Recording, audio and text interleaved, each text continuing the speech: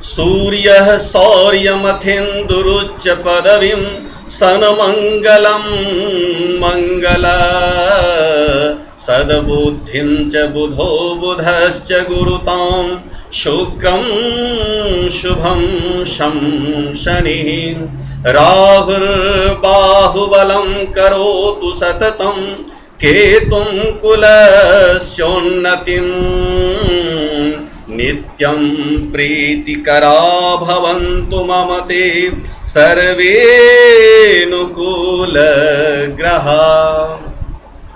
जयराम जी की हितोपदेश के अंदर बहुत सारी उक्तियां हैं। एक उक्ति आयु कर्म च वित्तं च विद्या निर्धनमेव च पंचेत्राण्यपि सिद्धन्ति गर्भस्थस्यैव देहिनः।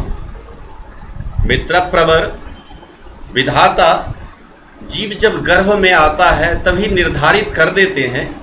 और देखिए हितोपदेश हमें दोनों बातों की तरफ जो है इशारा कर रहा है। एक तो कि विधाता ये निर्धारित भी कर देते हैं, दूसरी बात कि समाज में हमें इन पांचों बातों को उचित नहीं बतानी चाहिए। क्यों?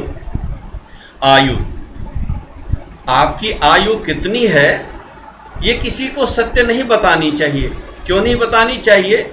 कि अगर बार बार आप आभास दिलाएंगे कि आपकी आयु इतनी ही है तो माता पिता चिंतित हो जाएंगे कि आयु बढ़ गई है, इतनी कम हो गई है आयु।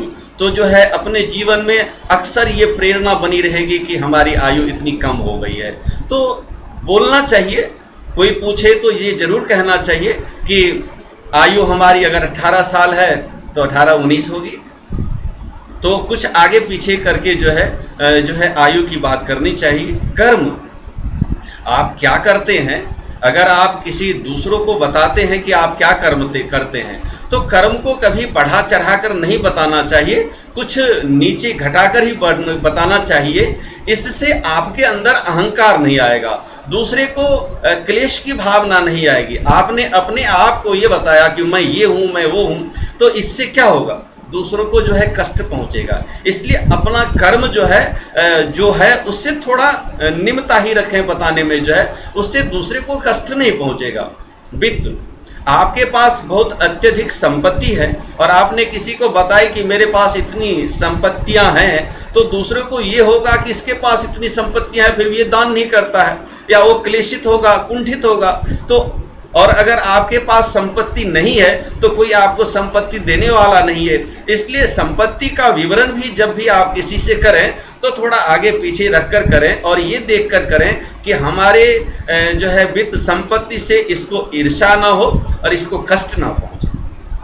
आयु कर्म च वित्तं च विद्या, सब पढ़ते हैं, शिक्षा बहुत उत्तम है, बहुत आगे हैं, तो कभी गर्व से ये मत कह दें कि मैंने इतना पढ़ा है, इतनी पढ़ाई की है।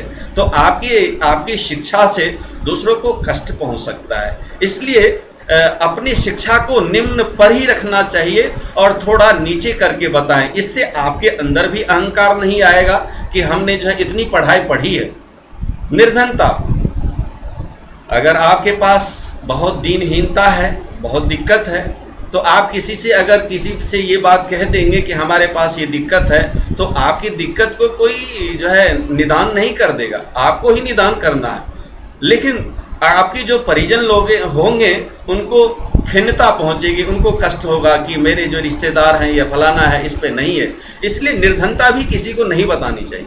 आयु कर्म च निर्धन च विद्या निर्धनमेव च पंचेत्राण्यपि सिद्धन्ति गर्भस्थस्यैव देहिनः। मित्रों, जब जीव गर्भ में आता है तो गर्भ में विधाता निर्धारित कर देते हैं कि इसकी आयु क्या होगी, इसकी विद्या क्या होगी, इसकी निर्धनता क्या होगी, इसकी संपत्ति क्या होगी। तो इन पांचों चीजों को गुप्त ही रखनी चाहिए और समयानुसार ही जो है इसका प्रयोग करना चाहिए। जयराम जी की नमस्कार।